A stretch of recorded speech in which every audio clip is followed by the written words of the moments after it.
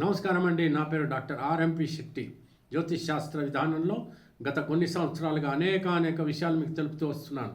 మీరు చూస్తున్నారు, అనుసరిస్తున్నారు, లాభపడ్డారు కూడా. చాలా సంతోషంగా ఉంది.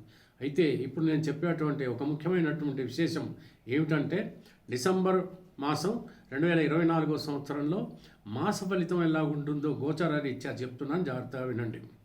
ఇక్కడ మేషరాశికి వచ్చేటప్పటికి ఎలా ఉంటుంది అని అంటే, మేషరాశికి అధిపతి కుజుడు, తర్వాత వృశ్చిక రాశికి అధిపతి కూడా కుజుడే. ఈ కుజుడు మేషరాశికి అధిపతి అయినప్పుడు ఏం జరుగుతోంది, ఇక్కడ కర్కాటకంలో నీచబడి ఉన్నాడు.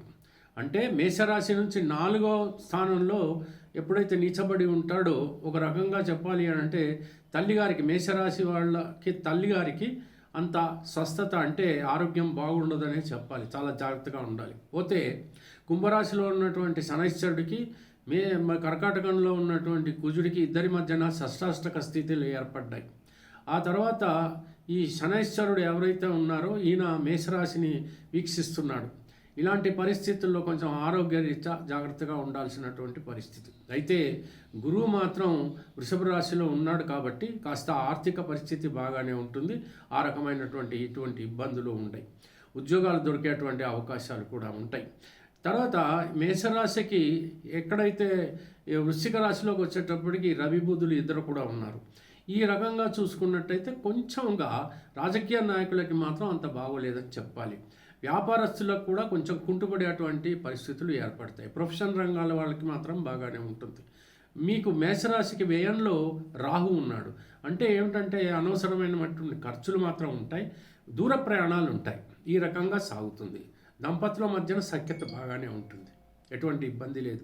ప్రమాదాలు జరగకుండా జాగ్రత్త పడండి. ఆ రకంగా ఉన్నట్టయితే మేషరాశి వాళ్ళు చాలా బాగుంటారు. పోతే మేషరాశికి ఏమిటంటే ఒక సంఖ్య ఏంటి, కుజుడు కారకుడు కాబట్టి 9 వీళ్ళకి అనుకూలమైనటువంటి పరిస్థితి.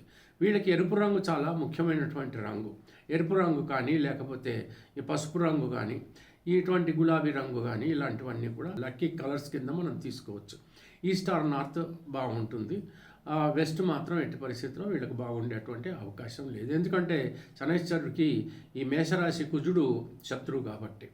ఆ తర్వాత వీళ్ళు ఎట్టి పరిస్థితుల్లోనూ ప్రతిరోజు కూడా హనుమాన్ చాలీసా చదవటం, ఆ తర్వాత సుబ్రహ్మణ్య స్వామికి అష్టోత్తరం చదవటము, ఇలాంటివన్నీ చేస్తే కనుక వీళ్ళు అద్భుతమైనటువంటి రీతిలో ఈ మాసం అంతా కూడా గడిపేటువంటి పరిస్థితులు ఉంటాయి. దాంపత్య సుఖం కూడా ఉంటుంది. అందులో ఏమాత్రం ఏం బాధ లేదు, ఎటువంటి భేదాభిప్రాయాలు ఉండవు.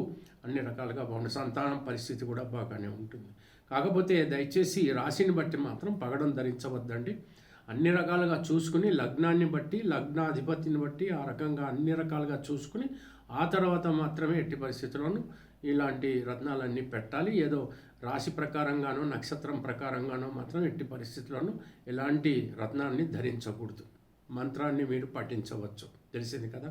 సెలవు. మరి ఉంటాను. నమస్కారం.